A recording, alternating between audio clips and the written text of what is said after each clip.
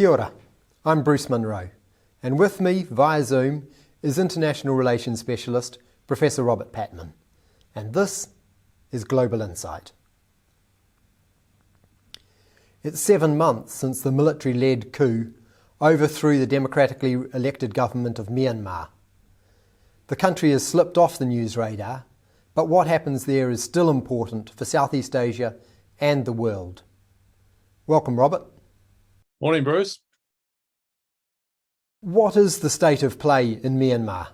It's pretty grim at the moment, and what we've seen in the 7 months since the military seized power on the 1st of February of this year, we've seen more than 1,000 protesters killed, many of them peaceful protesters, and we've also seen up to 6,000 citizens in Myanmar detained. And so, in addition, with the political problems being what they are, we also have seen COVID ravage the country. Recent reports from medical specialists suggest that up to half of Myanmar's population could be infected by COVID in the not too distant future, which of course is not just a concern for Myanmar, but for neighbouring countries.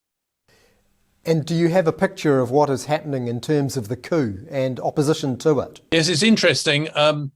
Miss Suu Kyi, who was the leader of the National League for Democracy, which won a landslide election in November last year, and was the lead, and she was head of the government that was overthrown by the military junta, was recently faced court proceedings. I think it was in June, and she could be facing up to 10 years imprisonment for alleged fraud in the last election. But little evidence has been produced to back up these allegations. What is interesting is that the opponents to the coup, Myanmar is a multi-ethnic society, and there has always been ethnic groups which have sometimes given armed opposition to the military in power in the past. So that opposition has never really gone away, and that seems to be mobilizing. What's interesting is some convergence between supporters of the now overthrown National League for Democracy and some of these ethnic groups. There seems to be some sort of coordination going on. And there's also a bit of a split, really, between, if you like, the old guard within the National League for Democracy, who identify with with the detained Miss Suu Kyi, and the younger generation, who, while they respect her, as one put it, as a historically significant figure, believe that younger activists want actually to overthrow the military completely and not compromise with it. That's one of the, if you like, grumbles that younger activists have with Miss Suu Kyi's leadership, that she compromised with the military, but the military still didn't hesitate to overthrow her as she nudged Myanmar towards more established democracy. So I think there's a determination amongst younger people who previously identified with the National League for Democracy and other protest groups that there'll be no compromise with the military. So this is we are leading to a situation which is teetering towards civil war. Russia has maintained contact with the military of Myanmar. How significant is Russia's recent move to sell military equipment to the junta? There has been some activity recently, but it is part of a long-running relationship between the military in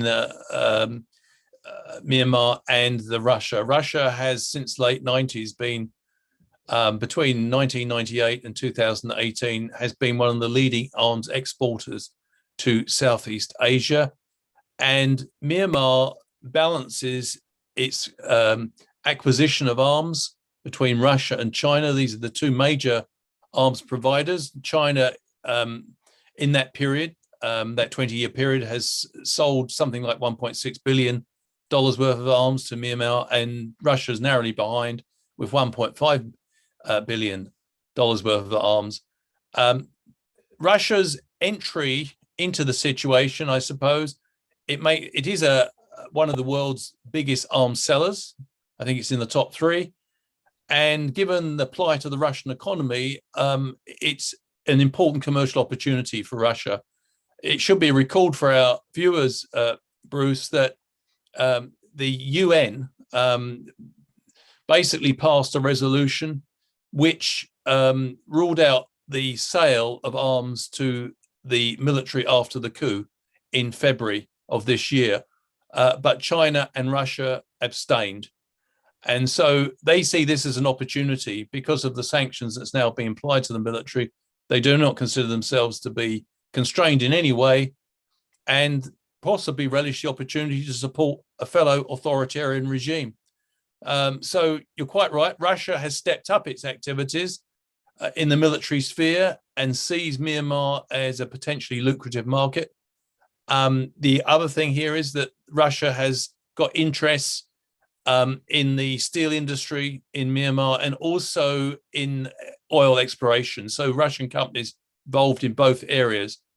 So I think there's a degree of commercial activity here by the Russians. But in addition, I think there's a geopolitical interest in Myanmar.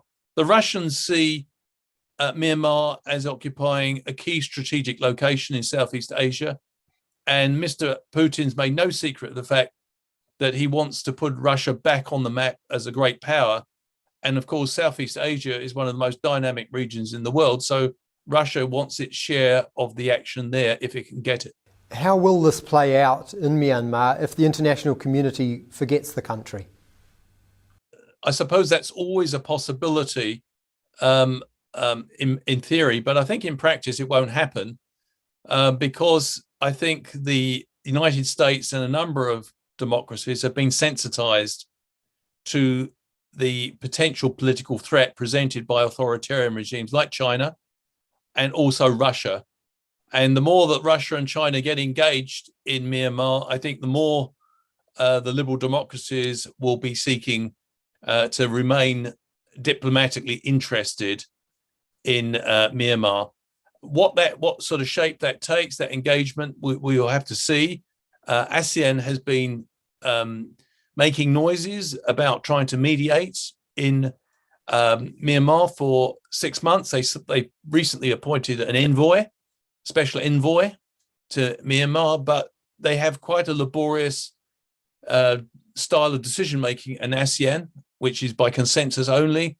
And given that many members of ASEAN, in fact, all of them, basically subscribe to the doctrine of non-interference in domestic affairs, they are reluctant to really, I suppose, take the military to task because they feel that might be overstepping their brief as a regional organization.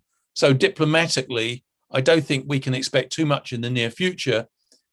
The situation could change, however, if the political situation in Myanmar continues to deteriorate. One of the problems facing the military junta is that their rule has not only devastated Myanmar in political terms and polarized the country, it's dealt a severe blow to the economy. And they've got to find a way of reactivating the economy.